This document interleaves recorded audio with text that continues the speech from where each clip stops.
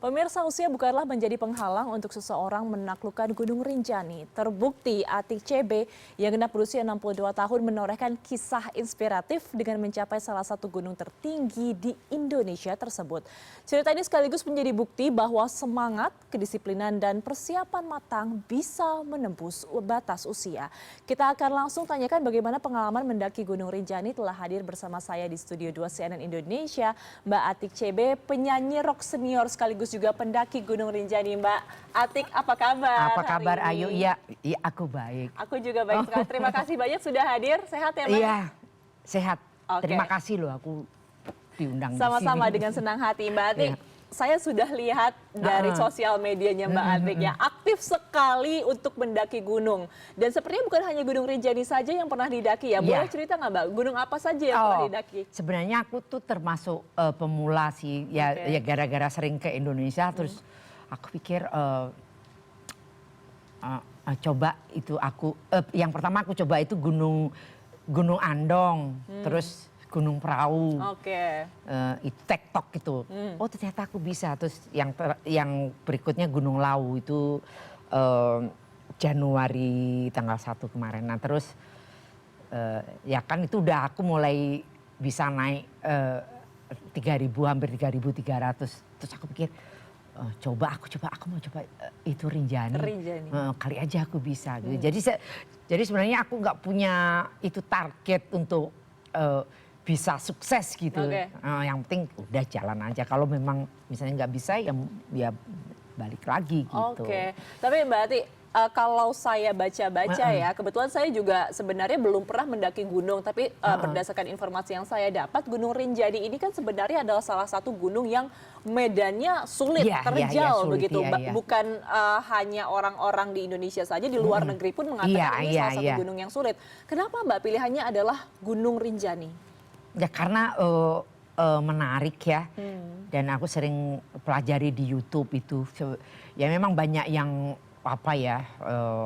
di YouTube tuh banyak yang sering kayak ceritanya yang menakutkan kayak gitu. Tapi setelah aku di sana kemarin tuh ya yang kulihat itu cuman keindahannya, spektakuler gitu. Ya yang dibilang seperti letter E itu yang menakutkan gini. Kalau menurut aku enggak seperti itu. Jalanannya cukup lebar. Kalau menurut aku itu mungkin lebih dari 2 meter. Ya memang itu ada beberapa itu area yang tipis gitu jalannya gitu. Tapi kan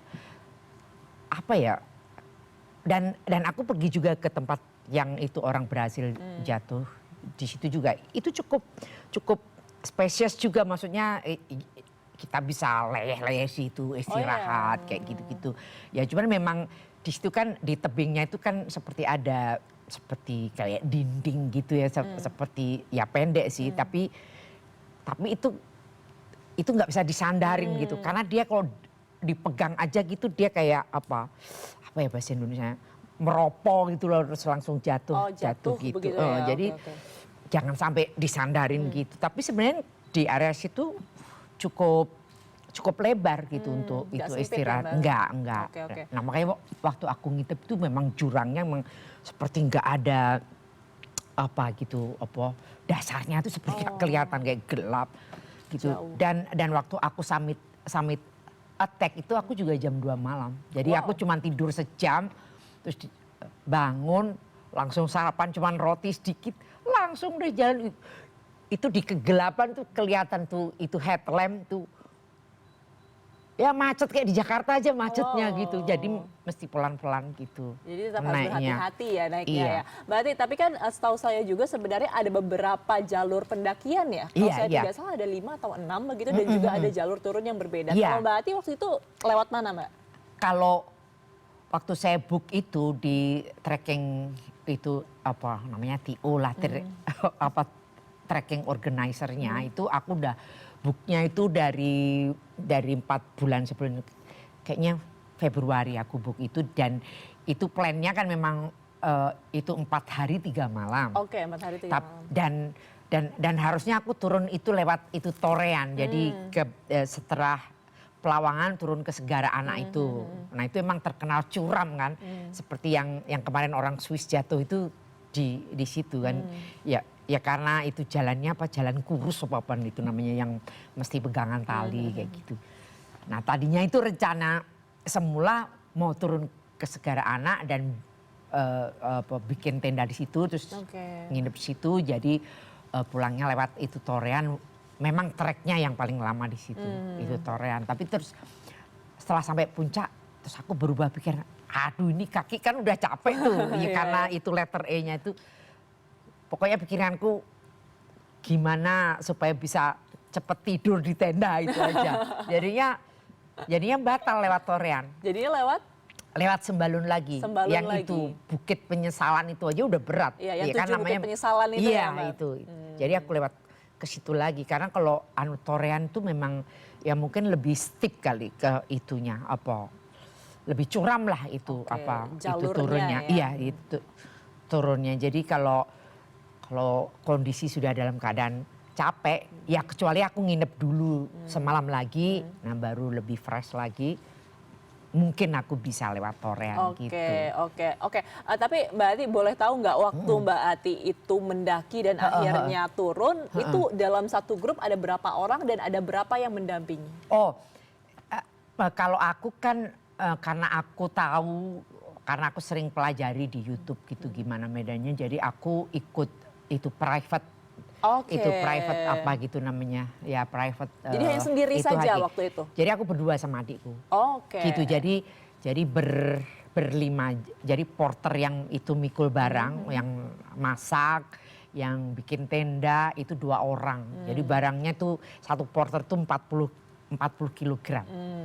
Nah itu terus di samping itu ada satu guide dan aku sewa lagi itu private porter namanya. Jadi dia harus nemenin aku sampai ke puncak. Gitu. Pendaki sultan ya berarti ya. Ditemani gitu. Semuanya. Ya makanya itu yang seperti beritanya yang jatuh itu orang berhasil itu sepertinya kan itu namanya apa ya? Itu open trip mungkin ya. Jadi ada itu gabungan dari beberapa pendaki dari negara lain kayak gitu. Nah ya resikonya gitu kan kalau guide-nya kan harus mengasuh itu 6 orang misalnya. Ya kalau yang satu mau istirahat otomatis yang lain pengen duluan mau cepet itu ke puncak ya nggak bisa disalahkan juga dong guide-nya kayak gitu. Makanya aku itu pakai itu private itu. Dan itu sepertinya memang lebih aman ya, terutama untuk pemula juga begitu ya Mbak Ati? Ya karena kan gini aku bisa bilang pokoknya saya boleh pegangan kamu. Jadi di sini aku pakai itu walking stick. Yang kiri tanganku aku megang dia terutama waktu turun aku pegangin terus karena ya kalau ke puncak kan tujuannya pulang dengan selamat gitu. Aku nggak mau itu mengambil risiko gitu karena kan seperti seumurku aku punya itu osteoarthritis kan di lututku jadi kadang-kadang kayak kecengklok gitu. Nah, jadi aku ya untuk cari amannya ya itu aku harus punya private porter. Oke. Mbak Ati, tapi kan sebenarnya untuk sampai ke puncak Gunung Rinjani ini ada beberapa titik-titik krusial. Tadi sempat disebutkan juga letter E, kemudian 7 Bukit Penyesalan dan lain sebagainya. Ada beberapa titik yang katanya bahkan ketika kita injak 1 kali, turunnya 2 langkah begitu. Ya itu letter E itu. Itu di letter E. Letter Bisa E itu diceritakan berat nggak, banget. Mbak, waktu itu bagaimana pengalamannya melewati itu? Ada teknik, ada strategi khususnya nggak? Ya sebenarnya sebelum itu ke Rinjani aku sering pelajarin gimana tekniknya ini. Tapi begitu ke medannya lupa semua pelajarannya. Jadi pokoknya kita berjuang aja gitu. Ya aku sambil ngeliatin, ya ampun tiap 1 langkah aku stop. 1 langkah 2 langkah stop. Gitu saking, jadi capeknya lebih banyak di betisnya. Gitu karena kan kita menahan itu pasirnya gitu kan. Gitu jadi terus sambil ngeliatin itu puncaknya masih jauh. Mas gimana? Tenang Bu, pasti bisa tenang gitu. Lama-lama bisa. Sempet stuck berarti Mbak Atik di situ atau lama? Sering berhenti. Kan itu normalnya kalau yang sudah profesional gitu ya, yang memang dia itu hiker yang asli gitu, itu seharusnya 3 jam. Kalau Mbak dari jam 2 malam. Lah ini aku itu hampir 8 jam. 8 jam. Gak apa-apa, yang penting selamat sebenarnya. Iya itu, karena aku juga nggak mau ngoyo gitu. Aku 2 langkah aku berhenti karena yang kupikirkan itu aku bisa ke puncak, itu aku harus bisa turun gitu. Aku nggak mau sampai digendong pakai sarung. Kan banyak juga yang digendong pakai sarung turun karena udah capek kan. Jangan sampai aku digendong pakai sarung. Nah makanya aku take time lah, jadi pelan-pelan, terus istirahat. Sebenarnya aku bisa memaksakan diri lebih cepat gitu ya. Aku bisa paksain itu, tapi aku nggak mau. Aku maunya ya ngapain harus sakit gitu.